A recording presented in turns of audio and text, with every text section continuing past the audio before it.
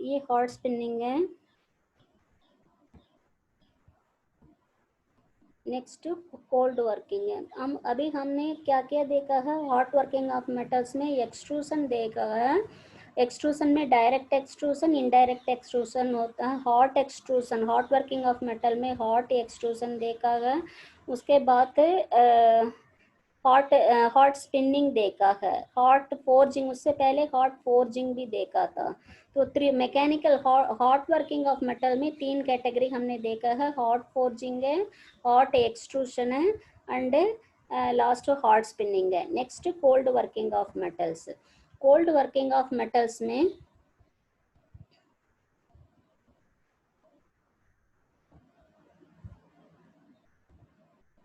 cold working of metals में it involves keeping the temperature of metal below the recrystallization temperature. The force required for this process is high as compared to hot working of metal.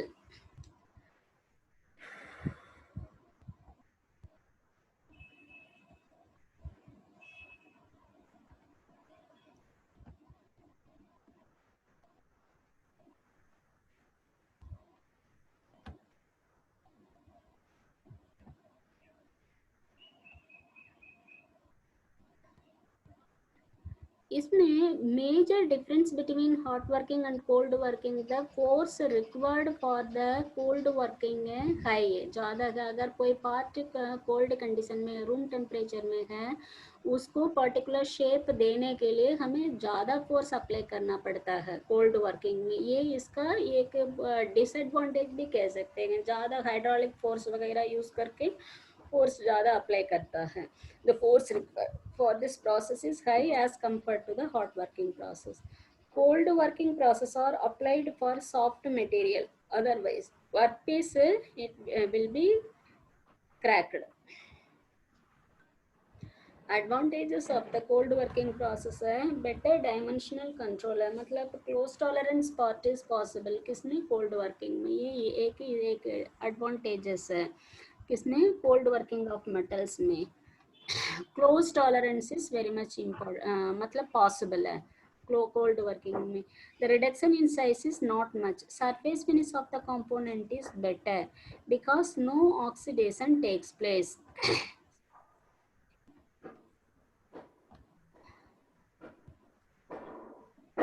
Second advantage है, पूरा time इसी में चला जाएगा।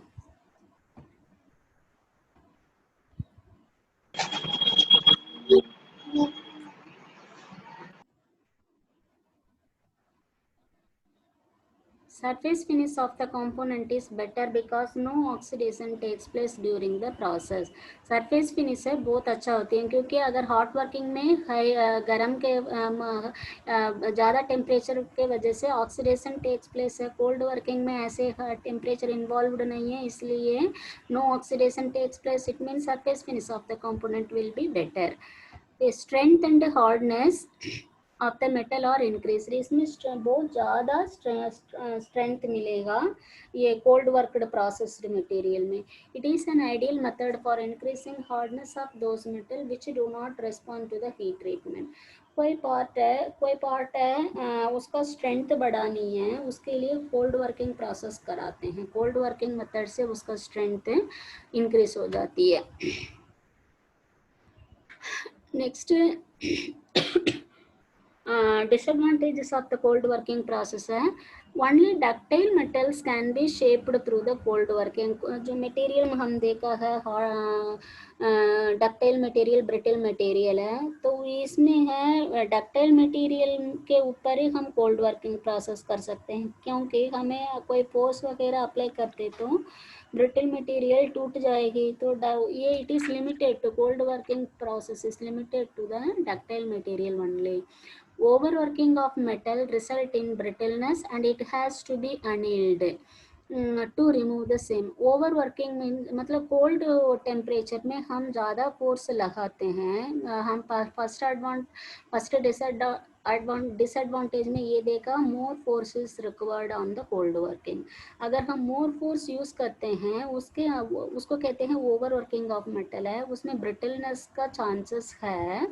Still even though it is a ductile material, टूटने के, crack formation होने के चांसेस है। तो इसलिए हम क्या करते हैं, कोल्ड वर्किंग के बाद जरूर उसको अनीलिंग कैरी करना है। अनीलिंग प्रोसेस कैरी करने से उसके अंदर कोल्ड वर्किंग के द्वारा क्रिएट किया है जो इंटरनल स्ट्रेसेस है, वो इंटरनल स्ट्रेसेस आर रिमूव्ड है।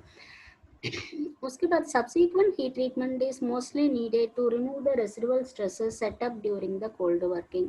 इसमें कोल्ड वर्किंग में ये भी एक डिसएडवांटेज है बेटा, वो जो रेसिडुअल स्ट्रेसेस है ना, कोल्ड वर्किंग में ज़्यादा फोर्स यूज करने से वजह से अंदर रेसिडुअल स्ट्रेसेस डेवलप हो जाती है। उसके लिए हमें अनीलिंग या कोई भी any other heat treatment carry करना पड़ता है to remove the residual stresses. ये रेसिडुअल स्ट्रेस ही इंपॉर्टेंट है कोल्ड वर्किंग में, मतलब इट इज स्ट्रेस डेवलप हो जाती है। Cold worked parts are subjected to heat treatment like annealing process to remove the stresses developed. Metal ma'am surfaces must, annealing हाँ ma'am बेटा, annealing process कैसे करते हैं? अनीलिंग प्रोसेस जो मेटल तुमने कोल्ड वर्किंग किया है, रूम टेम्परेचर में कोई शेप पर्टिकुलर वी ब्लॉक में रख के एक पार्ट प्रोड्यूस किया है, उस पार्ट को हमें जो हीट ट्रीटमेंट फर्नेस के अंदर डाल के उसका रिक्रिस्टलाइजेशन टेम्परेचर से below, well below the recrystallisation temperature से बिलो हीट करते हैं। हीट करने उसका थिकनेस ऑफ द स्पेसिमेन देखना पड़ती है। जैसे अगर जो स्पेसिमेन तुमने हीट कर रहे हो उसको 1/2 इंच थिकनेस है, तो उसको 1/2 आवर हीट ट्रीटमेंट, मतलब हायर टेम्परेचर है। अगर स्टील पार्ट ही अज्यूम कर लो, स्टील पार्ट में तो अराउंड 850 डिग्री सेल्सियस टेम्परेचर तक हीट ट्रीटमेंट फर्नेस के अंदर आधा इंच स्पेसिमन को आधा घंटा रखते हैं। तो मतलब वो स्पेसिमन थिकनेस के हिसाब से। उसके बाद फर्नेस का जो हीट सोर्स है, अगर इलेक्ट्रिक फर्नेस है तो इलेक्ट्रिक स्विच को ऑफ कर देते हैं। तो अब 850 डिग्री सेल्सियस से रूम टेम्परेचर तक, जैसे 35-30 इतना नॉर्मल रूम टेम्परेचर तक आने के लिए इट मे टेक 2 और 3 आवर ड्यूरेशन। तो ये स्लो कूलिंग के वजह से मटेरियल के अंदर refining the grain structure takes place. उसके वजह से मटेरियल में जो भी स्ट्रेसेस डेवलप्ड था कोल्ड वर्किंग में, वो है रिमूव हो जाती है अनीलिंग प्रोसेस में। तो सिंपल एक ही सेंटेंस में अगर अनीलिंग को डिफाइन करना है, हीटिंग, सोकिंग एंड कूलिंग। तो ये हीट करते हैं, उसका बिलो रिक्रिस्टलाइजेशन टेम्परेचर तक हीट करो। उसके बाद आधा घंटा 1 घंटे थिकनेस का स्पेसिमेन थिकनेस के हिसाब से उतना देर उतना हायर टेम्परेचर में ही छोड़ दो। उसके बाद हीट सोर्स को बंद करो। 850 से 800 700 रूम टेम्परेचर 30 आने तक वो जो ये लॉन्ग ड्यूरेशन होती है उसमें जो स्ट्रेसेस डेवलप्ड है वो थोड़ा धीरे धीरे धीरे धीरे रिलीव हो जाएगा। तो मेटल से क्रैक होने के चांसेस कम हो जाती है। This is called as annealing. ठीक है। नेक्स्ट ये एडमिटल कहाँ पर था, अनेलिंग हमने देखा है लिमिटेशंस में थे शायद।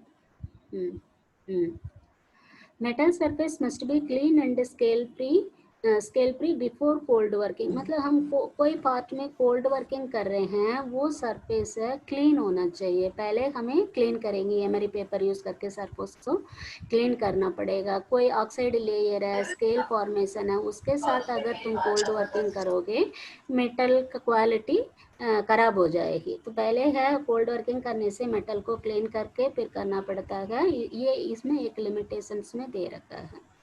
Hot worked metal has to be pickled in acid to remove scale etcetera. अगर हॉट वर्किंग किया है तो वो एसिड में पिकल करके रिमूव करते हैं, उसके बाद कोल्ड वर्किंग करना है। मतलब पहले हॉट वर्किंग किया है, उसके बाद कोल्ड वर्किंग करना है। ये मीन्स हॉट वर्किंग करने के बाद एसिड में डिप करके उसका स्केल लेयर अवेलेबल था, हॉट वर्किंग के वजह से ऑक्साइड लेयर फॉर्मेशन हुआ था, उसको हटाना है एसिड डिपिंग करके, उसके बाद कोल्ड वर्किंग हमें करना है। इसका मतलब ये है। Higher forces are required for deformation than those, ये तो पहले ही देख लिया था, ज़्यादा फोर्स चाहिए होती है कोल्ड वर्किंग के लिए। More powerful and heavier equipment are required for cold working. हाँ, हाइड्रोलिक प्रेस वगैरह इंडस्ट्रीज में तो हाइड्रोलिक प्रेसेस यूज़ होती हैं, उसमें ज़्यादा पावरफुल है, बहुत कितना 10 HP मशीनरी से 14 HP मशीनरी से, इतना बहुत बड़ा मशीनरीज होती है कोल्ड वर्किंग के लिए। इसमें इसमें कॉस्ट ज़्यादा होती है कोल्ड वर्किंग करने में।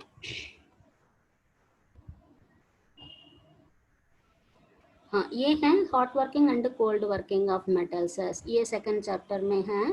उसके बाद सेकंड चैप्टर में करोसन टॉपिक भी है, ठीक है।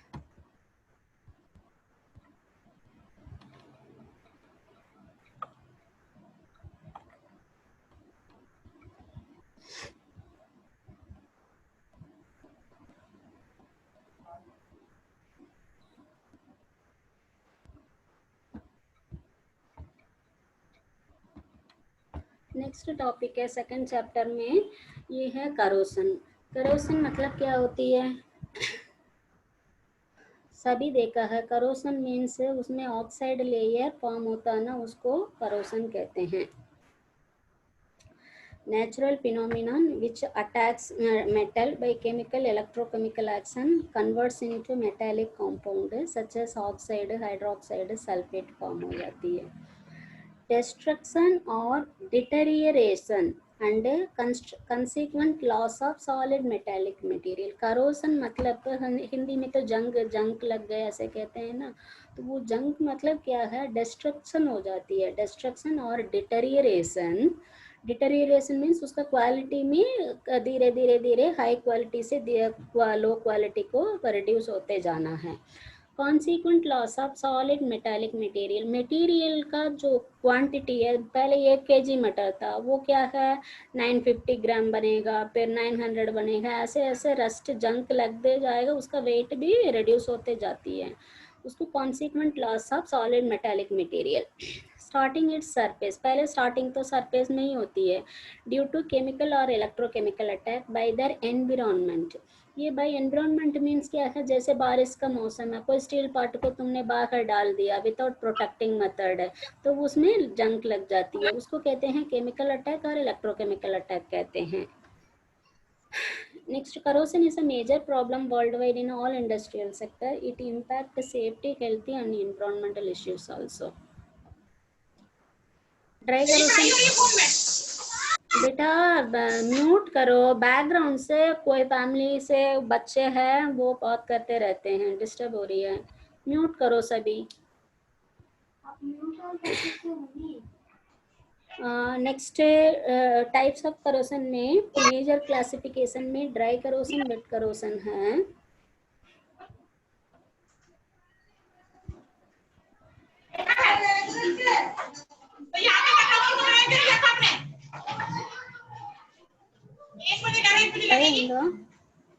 दयानिधि इधर आओ,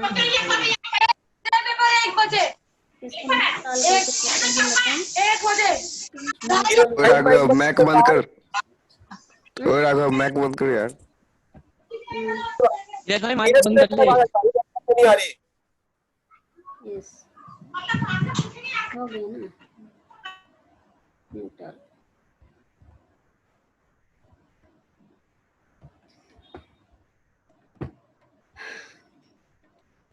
टू टाइप्स ऑफ करोसन है, dry corrosion and wet corrosion. तो ड्राई करोसन क्या है, corrosion occurs in the absence of moisture. Moisture के बिना, मतलब वाटर के अलावा भी करोसन करने का एजेंट है, तो वो वाटर के अलावा, मॉइस्चर के अलावा भी करोसन होता है, उसको कहते हैं dry corrosion. Corrosion occurs in the absence of moisture. Wet corrosion का डेफिनेशन क्या है? Corrosion occurs in the presence of conducting medium, मतलब जैसे मॉइस्चर है, मॉइस्चर वाटर, कोई भी लिक्विड है, सॉल्ट वाटर है, तो वो कंडक्टिंग मीडियम बन जाती है। अगर कोई लिक्विड है, मॉइस्चर है, तो उसको वेट करोसन कहते हैं। वो वेट कंटेंट के वजह से ions, positive ion negative ions move होते जाती है, that is corrosion, wet corrosion. It involves direct attack of chemicals on the metal surface. कोई एसिड, जैसे बैटरी वगैरह तुम लोग देखा होगा, जो बस पहले डीटीसी बस में आते थे, वो बस के ड्राइवर के पीछे जो बैटरी वगैरह लगा होती है ना, वो बैटरी से स्पिलेज, एसिड स्पिल के वजह से करोसन जल्दी हो जाती है। कार बैटरीज, कोई भी बैटरीज का जो ऊपर वाला पोर्शंस में जंग ज़्यादा लग जाती है अगर एसिड स्पिल होते जाता है तो वो है एसिड के वजह से। It involves direct attack of कोई केमिकल मेटल के ऊपर कांटेक्ट पे आता है, केमिकल्स, ओके, वो ड्राई करोसन में आती है। वेट करोसन में it involves formation of electrochemical cell form हो जाती है। तो मीडियम है ना, इलेक्ट्रोकेमिकल प्रोसेस करने के लिए, करंट को पास करने के लिए सब मीडियम चाहिए, वो वेट करोसन में तो रखेगा। तो इट इन्वॉल्व, वो फॉर्म इलेक्ट्रोकेमिकल सेल फॉर्मेशन हो जाती है। This process is slow. Dry corrosion बहुत स्लोली चलता रहता है। वेट करोसन, पानी या कोई भी लिक्विड है तो वो रैपिड प्रोसेस है, फास्ट चलता रहेगा। Corrosion products are produced at the site of corrosion. कहाँ जो केमिकल कहाँ पर टच हुआ है वहाँ पर उसी प्लेस में करोसन होती है। इसमें wet corrosion occurs at anode but rust is deposited at cathode. ये है ड्राई करोसन में the process of corrosion is uniform. इसमें depends on the size of the anodic part of metal. ये difference between dry corrosion and wet corrosion है। Next है corrosion, what are the factors influencing corrosion. इसमें 2 mark questions आने के ज़्यादा chances है बेटा। ये है what are the factors influencing the corrosion. उसमें है टाइप ऑफ मेटल, मतलब कोई मटेरियल है, रिएक्टिव मटेरियल है, हाईली रिएक्टिव मटेरियल है, वो है जल्दी करोसन होने के चांसेस है। सो टाइप ऑफ मेटल, ये हमें कोई पर्टिकुलर एप्लीकेशन के लिए मेटल सेलेक्ट करना है, हाईली रिएक्टिव मटेरियल को हमें सेलेक्ट नहीं करना है। हाईली रिएक्टिव क्यों? हाईली रिएक्टिव मटेरियल में कोई मॉइस्चर कंटेंट कांटेक्ट पे आ गया, एसिड कांटेक्ट पे आ गया, साल्ट वाटर कांटेक्ट, बारिश हो रहा है, या जो गैल्वेनिक सीरीज में बहुत लॉन्ग डिस्टेंट एलिमेंट, जैसे बोल्ट एक मटेरियल से है, उसका नट दूसरा मटेरियल का है, तो वो गैल्वेनिक करोसन हो जाएगा। तो हाईली रिएक्टिव मटेरियल हमें सेलेक्ट नहीं करना है, रिएक्शन बहुत कम करेगा वो, लेस रिएक्टिव मटेरियल को हमें पर्टिकुलर एप्लीकेशन को सेलेक्ट करना पड़ता है। अगर को तुम मान लो मेराइन एप्लीकेशन, शिप मैन्युफैक्चरिंग कर रहे हो, बोट मैन्युफैक्चरिंग करते हैं, उस समय में कोई पार्ट ऐसा वो सॉल्ट वाटर में कहाँ चलेगा, बोट वगैरह, ये भी शिप्स वगैरह, तो सॉल्टी एटमॉस्फेयर में क्या होती है, करोसन जल्दी लग जाएगा। तो मेटल है, तुम्हें लेस रिएक्टिव मटेरियल सेलेक्ट करो, वो जो सॉल्ट वाटर के साथ कांटेक्ट में आएगा उस एरिया को हम मतलब लेस रिएक्टिव मटेरियल सेलेक्ट करके मैन्युफैक्चर करेंगे, तो उसमें करोसन कम लगती है। एक मिनट,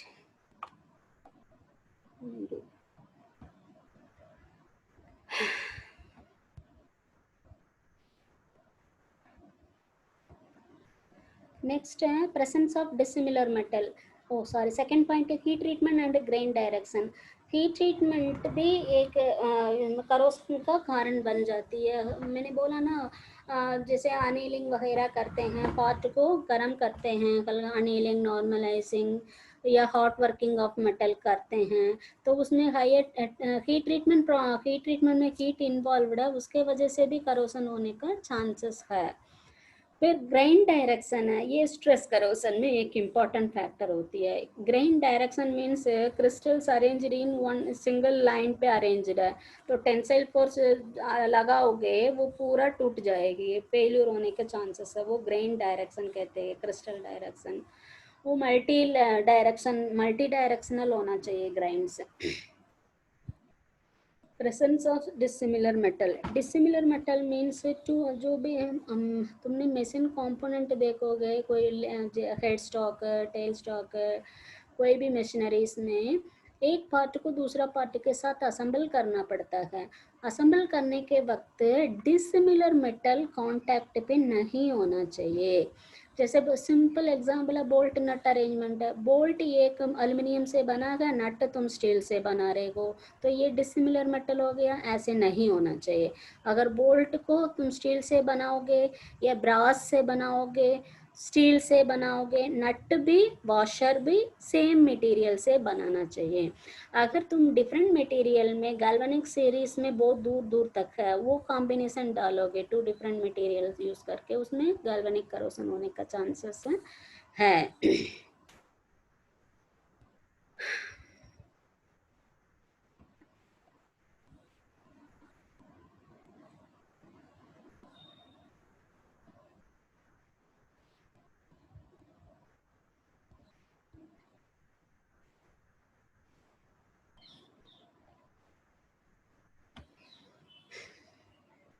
आवाज तो आ रही है ना, कोई प्रॉब्लम नहीं है ना? एनी वन आंसर करो। इसमें चैट में इतना सारा चैट मैसेज क्यों डाल रखे हो? आवाज आ रही है बेटा? यस मैम, आ रही है आवाज। ओके ओके, चैट में इतना सारा मैसेज डाल रखा है। ओके, नेक्स्ट फैक्टर है मैम मेरी आवाज आ रही है? हाँ आ रही है। कौन बोल रहा है? बोल रहा कौन? मैम अंकित। ओके ओके ठीक है। मैम अंकित कुमार पूछ रहा था। ठीक है बेटा, ठीक है। अब इसमें ध्यान देते हैं, फिर मैं भूल जाऊंगी, वो फ्लो डिस्टर्ब हो जाएगा ना। Next, anode and cathode surface area. Two different material select करोगे, एक एनोड बन जाएगा, दूसरा कैथोड बन जाएगा। अगर वाटर कंटेंट भी प्रेजेंट है, बारिश के पानी उसमें पड़ा रहती है, तो वो एनोड कैथोड प्लस इलेक्ट्रोलाइट है, तो करोशन इलेक्ट्रोकेमिकल सेल फॉर्मेशन हो जाएगा। Next, temperature. हाँ, टेम्परेचर भी एक इम्पॉर्टेंट फैक्टर है करोशन के लिए। हायर टेम्परेचर में कोई पार्ट है तो वो ऑक्साइड लेयर फॉर्मेशन हो जाएगा। तो हम उसने कहा हॉट वर्किंग ऑफ मेटल्स में देखा है, टेम्परेचर भी एक इम्पॉर्टेंट पॉइंट है करोशन फॉर्म होने में। Next, presence of electrolyte. ये इलेक्ट्रोलाइट इट में भी सिंपल रेन वाटर हो सकता है, जो हम ड्रिंकिंग वाटर यूज करते हैं, साल्ट वाटर है अवेलेबल होती है, कोई भी है इलेक्ट्रोलाइट का काम कर सकता है। मतलब मॉइस्चर कंटेंट नहीं होना चाहिए। अगर है प्रेजेंट है मॉइस्चर कंटेंट है या लिक्विड प्रेजेंट है तो वो इलेक्ट्रोलाइट जैसे काम करेगा, corrosion will take place. Next, availability of oxygen. Open atmosphere पे काम करने से ऑक्साइड ऑक्सीजन तो लगेगा ही, तो इसलिए हम क्या है जो कहाँ पर काम करते हैं उसको क्लोज्ड कंट्रोल में रख के काम करना पड़ेगा, तभी हम ऑक्साइड लेयर फॉर्मेशन से बच सकते हैं। Next, time of exposure to corrosive environment. Corrosive environment में कितना टाइम तक वो मेटल अवेलेबल होती है, एक्सपोज होती है, उसके हिसाब से भी टाइम ड्यूरेशन, उसके हिसाब से भी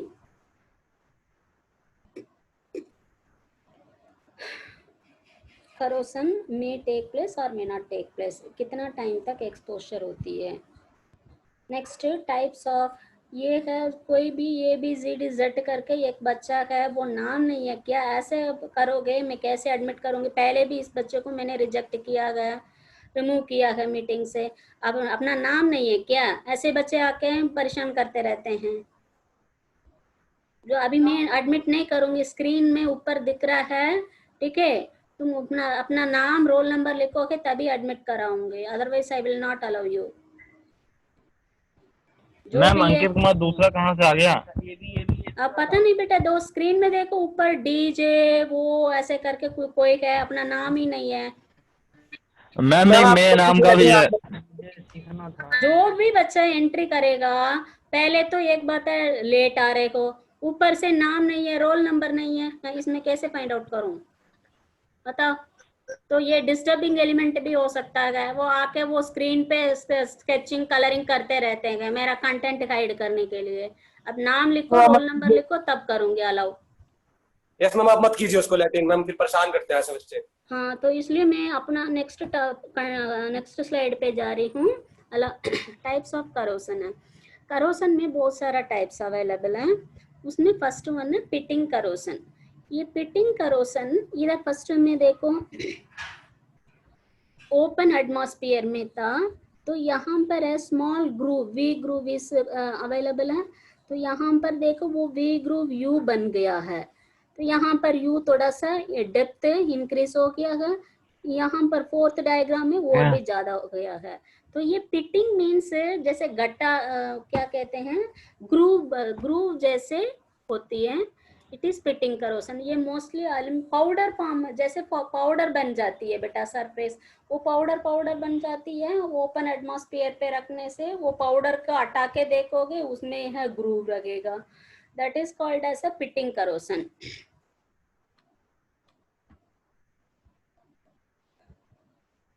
ये पिटिंग करोसन है।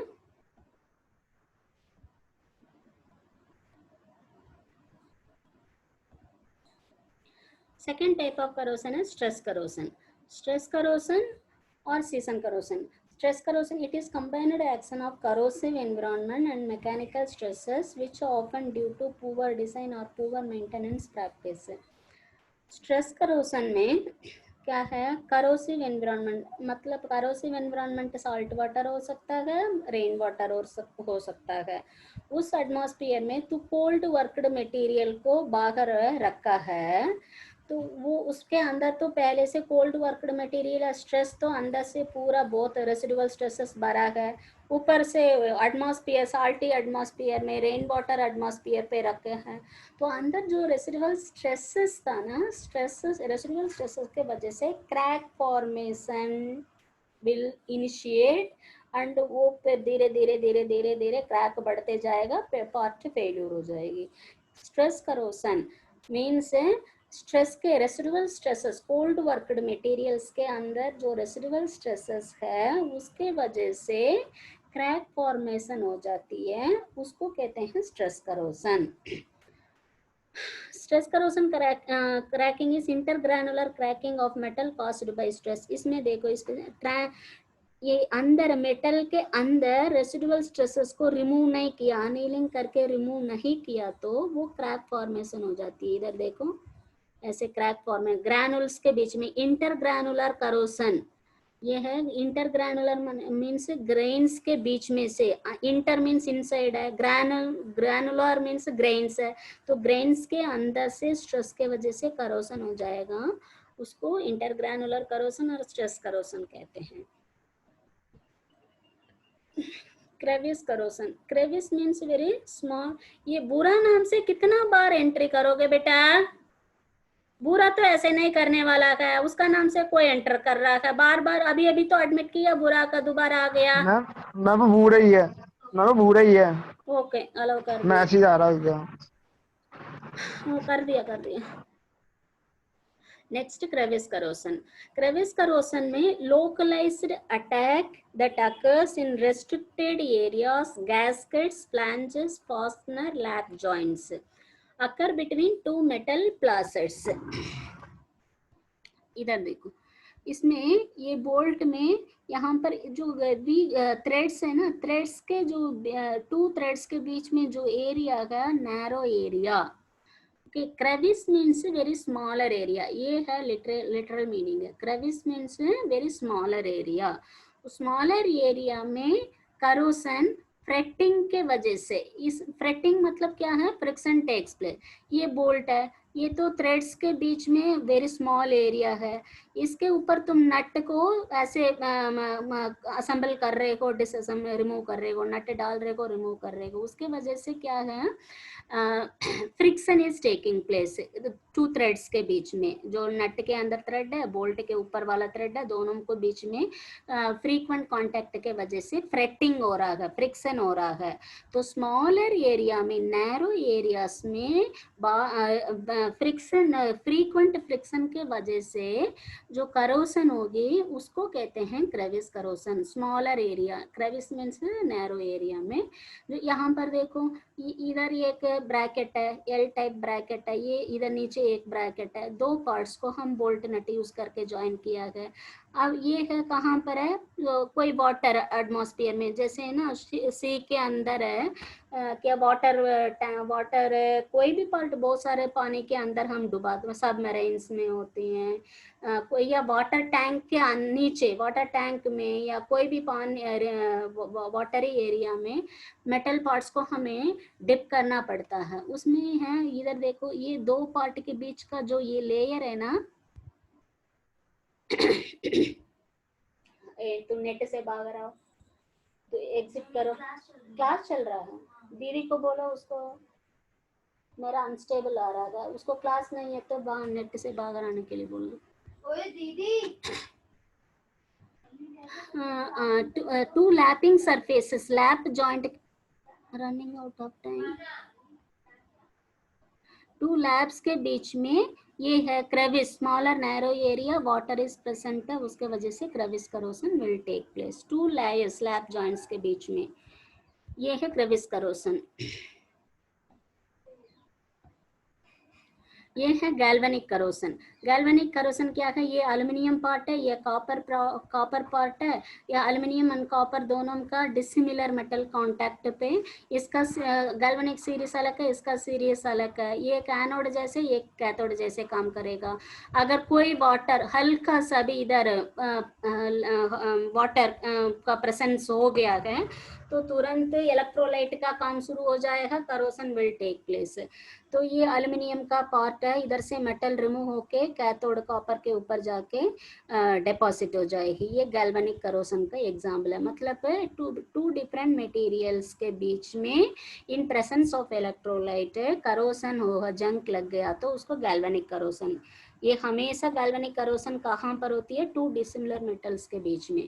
कंट्रोल ऑफ गैल्वेनिक करोसन, चलो इतना बाद में टाइप्स ऑफ करोसन तो देख लो, उसको कंट्रोल कैसे करेंगे, उसको हमें, it is a disadvantage one, कैसे भी देखो वो करोसन इज अ डिसएडवांटेज है, तो उसको कंट्रोल कैसे कर सकता है, वो भी गैल्वेनिक करोसन कंट्रोल कैसे कर सकता है, selection of metal that are close together in galvanic series. Galvanic series में आसपास होगा ना, उस मेटल को हमें सेलेक्ट करना पड़ेगा, सेम मेटल और नियरेस्ट मेटल, वो उसको सेलेक्ट करने से हम गैल्वेनिक करोसन को अवॉइड कर सकता है। Insulate metal from each other, इसके वजह से तो हम ये करते हैं ना, जो प्लेटिंग, इलेक्ट्रोप्लेटिंग करते हैं, वार्निश करते हैं, पेंटिंग करते हैं, ये सब क्या है, इंसुलेटिंग करते हैं, एक मेटल से दूसरा मेटल को इंसुलेटिंग करते हैं।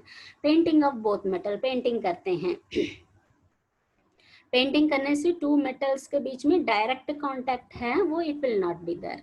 करोसन प्रिवेंशन मेथड्स क्या यूजुअली क्या है, एनोड, कैथोड, इलेक्ट्रोलाइट, जब ये तीनों मिलेंगे तभी तो करोसन विल टेक प्लेस। इसमें से हमारा काम ये है, इलेक्ट्रोलाइट नहीं आना चाहिए, बिल्कुल हमें अवॉइड करना है इलेक्ट्रोलाइट। इलेक्ट्रोलाइट मतलब क्या है, पानी, ओके, सॉल्ट वाटर या नॉर्मल रेन वाटर, कोई भी डस्ट वाटर है, ये इलेक्ट्रोलाइट प्रेजेंट नहीं होना चाहिए। मेटल्स, मेटल एरिया कहाँ पर हम मेटल्स को रखते हैं, स्टोर करके रखते हैं, वहां पर पानी या मॉइस्चर कंटेंट नहीं रहना चाहिए। तो अगर इलेक्ट्रोलाइट को हम अवॉइड कर दिया है, प्रेजेंस ऑफ इलेक्ट्रोलाइट को हम अवॉइड कर दिया है, तो करोसन को हम प्रिवेंट कर सकते हैं। अदरवाइज क्या है, तो ये कैथोड एनोड है ना, जब सर्कल पूरा फॉर्म होगा तभी तो करोसन विल टेक प्लेस। हम कैथोड को रिमूव करो या एनोड को रिमूव करो, ये तीन एलिमेंट में यानी वन एलिमेंट को भी हम अगर हटाने में सक्सेस हो गया है तो करोसन कैन बी प्रिवेंटेड। इस डायग्राम से यही मीनिंग है। Active corrosion protection to influence reactions which proceed during corrosion, addition of inhibitor or to aggressive medium, मतलब जो हाईली रिएक्टिव मटेरियल बोला मैंने पहले, उस मटेरियल में इनहिबिटर मतलब हम सम एलिमेंट्स ऐड करते हैं, मेटल एलिमेंट्स ऐड करते हैं, वो है क्या है, करोसन का जो एबिलिटी है उसको रिड्यूस करता है। तो करोसन को प्रोटेक्ट कर सकता है बाय एडिंग द इनहिबिटर्स, मतलब सम केमिकल एलिमेंट्स को उसके अंदर कास्टिंग मेथड से तुम मैन्युफैक्चर कर रहे हो, जब मेल्ट करोगे कास्टिंग के लिए उसके अंदर इनहिबिटर डालो तो करोसन कैन बी अवॉइडेड। तो ऐसे है प्रोटेक्शन मेथड में हम एडिशन ऑफ इनहिबिटर करके भी कर सकते हैं। Passive corrosion protection, mechanically isolating package contents from aggressive corrosive path, मतलब प्रोटेक्टिव लेयर, फिल्म कोटिंग, ये सब करके भी हम करोशन से प्रोटेक्ट कर सकता है मेटल्स को। This method neither changes ability of package contents to corrode or not aggressiveness of corrosion resistant।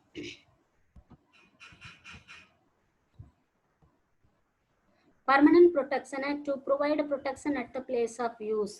कहाँ पर हम यूज कर रहे हो, एप्लीकेशन एप्लीकेशन प्लेस में करना है। Stable oxide layer forming metals, मतलब इसको सैक्रिफिशियल करोशन कहते हैं। Stable oxide layer forming metal, non porous film. Permanent corrosion मतलब एक मेटल है, हाईली रिएक्टिव मटेरियल है, ठीक है, उसके ऊपर तुम पहले से 50 mm डायामीटर चाहिए, एक रॉड है, एल्युमिनियम रॉड अस्यूम कर लो, ठीक है, वो हाईली रिएक्टिव मटेरियल है, एल्युमिनियम रॉड है, 50 mm डायामीटर पार्ट चाहिए, तो पहले से 54 mm डायामीटर डाल दोगे। जो वो 4 mm है ना, उसमें करोशन लगते जाएगा, ऑक्साइड लेयर फॉर्म होते जाएगा, तो नीचे जो 50 mm वाला पोर्शन है ना, वो तो सेफ रहेगा। जो ऊपर 4 mm डायामीटर का एरिया करोशन हो रहा है, उसको कहते हैं सेल्फ डिस्ट्रॉइंग सैक्रिफिशियल करोशन कहते हैं। वो भी एक तरीका है, बट वो यूज नहीं करते हैं, बट वो भी एक मेथड है, बस ये जान लो। टेम्पररी करोशन प्रोटेक्शन में stresses occurring during transport, handling, storage are much greater than those occurring at the place of use। Transportation में जैसे ट्रक वगैरह में रॉड वगैरह डाल के जाओगे, उसमें रोड में इरेगुलर रोड के वजह से क्या होती है, वाइब्रेशन होता है, वाइब्रेशन के वजह से मेटल्स के अंदर स्ट्रेसेस होगा। तो ये टेम्पररी ये है, तो वो उस पर ध्यान रखे ड्राइवर को गाड़ी चलाना चाहिए। ये है टेम्पररी करोशन प्रोटेक्शन है। करोशन इनहिबिटर, ये केमिकल्स ऐड करना पड़ती है during the hot working of metals में, जैसे कास्ट वगैरह करते हो। इसमें कैथोटिक प्रोटेक्शन, ये है कैथोटिक प्रोटेक्शन मेथड से भी कर सकता है, मतलब एक मेटल एनोड है, दूसरा कैथोड है, तो इसका दूसरा डायग्राम दिखाती हूँ नीचे वाला में। अच्छा हाँ, ये इलेक्ट्रोप्लेटिंग है, मतलब इलेक्ट्रोप्लेटिंग मेथड में एनोटिक कैथोड इलेक्ट्रोकेमिकल मेथड में ये मेटल है, it is to be protected, इसमें जंक नहीं लगना चाहिए। तो यहाँ पर कॉपर है, यहाँ पर मेटल जिसको हमें प्रोटेक्ट करना है, तो ये एनोड मटेरियल है, ये कैथोड मटेरियल है। इसमें हम इलेक्ट्रोलाइट के, कॉपर सल्फेट इलेक्ट्रोलाइट के प्रेजेंस में करंट को पास करने से कॉपर से मेटल रिमूव होके यहाँ पर आके डिपॉजिट हो रहा है, ठीक है। तुम अभी इस पोर्शन इस मेटल को तुम बाहर कहीं भी यूज करोगे, इसके ऊपर corrosion will not take place, क्योंकि प्रोटेक्टिव लेयर इधर बन चुका है। इधर देखो ऑरेंज कलर है, इधर है कॉपर का भी ऑरेंज कलर है, इधर से मेटल रिमूव होके एनोड से मेटल रिमूव होके पॉजिटिव आयंस इधर आके डिपॉजिट हो रहा है ना, it is a protective layer. तो इलेक्ट्रोप्लेटिंग है, इन प्रेजेंस ऑफ इलेक्ट्रोलाइट है, एनोड से मेटल रिमूव आयंस रिमूव होके कैथोड में जाके डिपॉजिट हो रहा है, it is called as electroplating process है। इसमें से ये मेटल को हम जिसको प्रोटेक्ट कर रहे हैं उसको हमें इलेक्ट्रोप्लेटिंग करना है। इलेक्ट्रोप्लेटिंग करना क्या है, what it is electroplating, depositing the protective layer okay from the anode.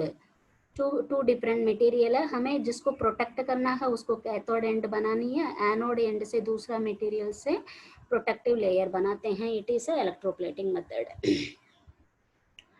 इसमें देखो प्रोटेक्शन मेथड मेटल स्प्रेइंग है, जिस पार्ट को हमें यहाँ पर ये part it is to be protected, corrosion नहीं लगाना है, इसके ऊपर कोटिंग लगाते गए नोजल के थ्रू प्रोटेक्टिव लेयर बना दो।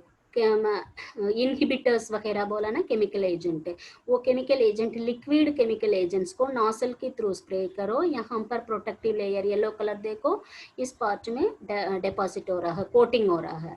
तो ऐसे भी मेटल को स्प्रे करके भी प्रोटेक्ट इन केमिकल इनहिबिटर्स को स्प्रे करके नोजल के थ्रू स्प्रे करके ऊपर जिस पार्ट को हमें प्रोटेक्ट करना है करोशन से उसके ऊपर कोटिंग बना लो, ये मेटल स्प्रेइंग है।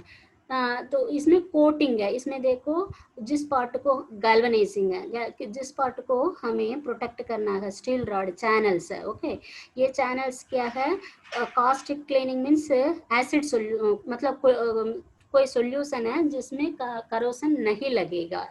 ओके, प्रोटेक्टिव सॉल्यूशन है, तो वो प्रोटेक्टिव सॉल्यूशन में डिप करते हैं। देखो डिप करते हैं, रिंसिंग, फिर पिकलिंग करते हैं, रिंसिंग, फ्लक्स सॉल्यूशन है, फिर ड्राई करते हैं, जिंक बाद में डिप करते हैं, कूलिंग एंड इंस्पेक्शन है, ये लास्ट स्टेज है। मतलब ये है गैल्वनाइजिंग है, गैल्वनाइजिंग मेथड का डायग्राम है। गैल्वनाइजिंग में क्या करते हैं, जिंक को डिपॉजिट करते हैं, उससे पहले हमें क्लीनिंग करना पड़ता है। ये पूरा मेथड में से क्लीनिंग करके यहाँ पर जिंक बात में, ये कंटेनर है, इसमें जिंक सॉल्यूशन लगेगा, उसमें पार्ट को डिप करो, जिंक उसके लेयर बन जाती है, डिपॉजिट बन जाती है, लेयर आउटसाइड लेयर बन जाती है, वो प्रोटेक्टेड है।